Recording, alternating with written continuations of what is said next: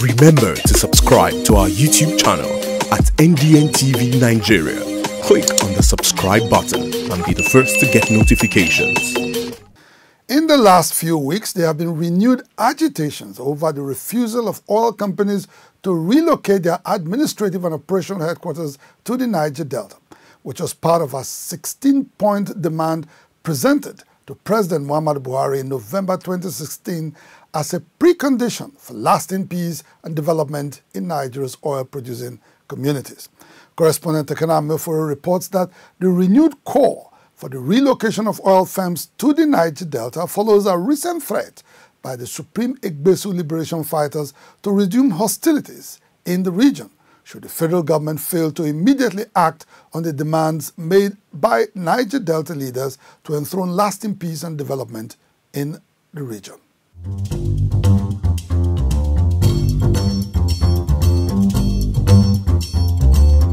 On Tuesday, November 1, 2016, eminent personalities and notable groups in the Niger Delta, under the aegis of the Pan-Niger Delta Forum PANDEF, had a meeting with President Muhammadu Buhari with an agenda to stem the tide of renewed hostilities in their region. It was in search of lasting peace and development in the Niger Delta that the region's leaders presented a 16-point demand to Mr. President, a request that was obliged as part of efforts to pour oil on the troubled waters of the Niger Delta. One of such demands was the relocation of administrative and operational headquarters of oil firms from Lagos and Abuja to the Niger Delta. In the first quarter of 2017, Vice President Yemi Osinbajo, then acting president and chairman of a reconciliation committee on Niger Delta, undertook a tour of the region and held town hall meetings with restive communities where he repeatedly sued for peace and assured them of the federal government's commitment to improve their lots. During one of such meetings in Uyo, the Akwa Ibom state capital, Professor Osinbajo had directed oil companies to relocate to the Niger Delta and contribute to its development. The presidential directive, greeted with high hopes for accelerated socio-economic development in the Niger Delta, was not carried out. With the exit of oil majors from the region on account of insecurity beginning from 1968, the development trajectory has been on a steady decline in the Niger Delta. Widespread poverty in oil-producing communities is fueled by soaring unemployment rates in the region.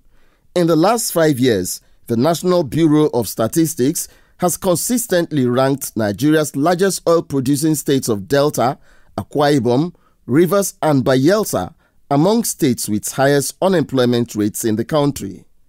Instructively, this was one of the many reasons advanced by the Supreme Igbesu Liberation Fighters, a militant group operating in the Niger Delta, in its recent threat to resume hostilities. Over the years, the Niger Delta people have made frantic efforts to create an enabling environment that can promote business activities and subsequently bring the desired development that the people has been yearning for and promote the living standard of the people. But to our greatest dismay, the Nigerian government over the years have decided to handle the issues of the Niger Delta region with kid gloves. Even to the oil companies operating in our region that have decided to undermine our people, be rest assured that your days will soon catch up with you. While most Niger Deltans do not subscribe to a violent approach in their struggle for an existence in Nigeria's oil belt, they are in agreement with the Supreme Igbesu Liberation Fighters that their region has suffered untold structural injustice for too long.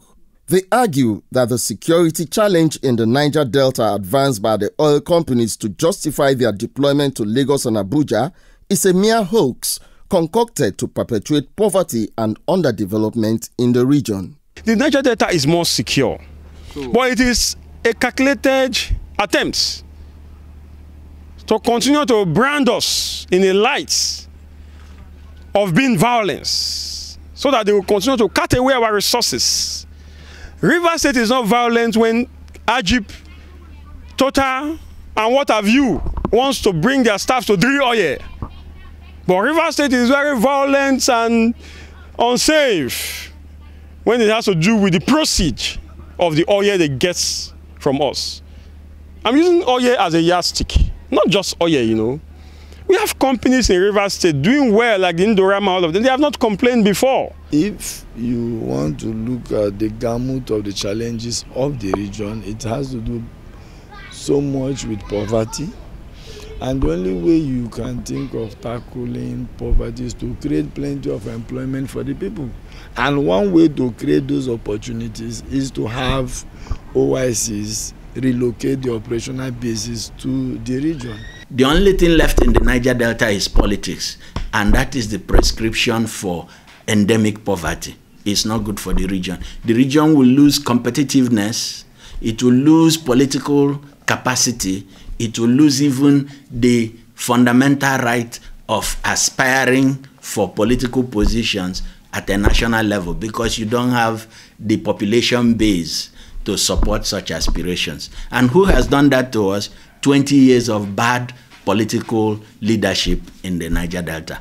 This is the time to change. Former spokesman of Shell Petroleum Development Company SPDC and one-time national president of the Nigerian Institute of Public Relations, Bobo Brown, says the Niger Delta is not the only casualty of the ill-conceived deployment of administrative and operational headquarters of oil firms to Lagos and Abuja.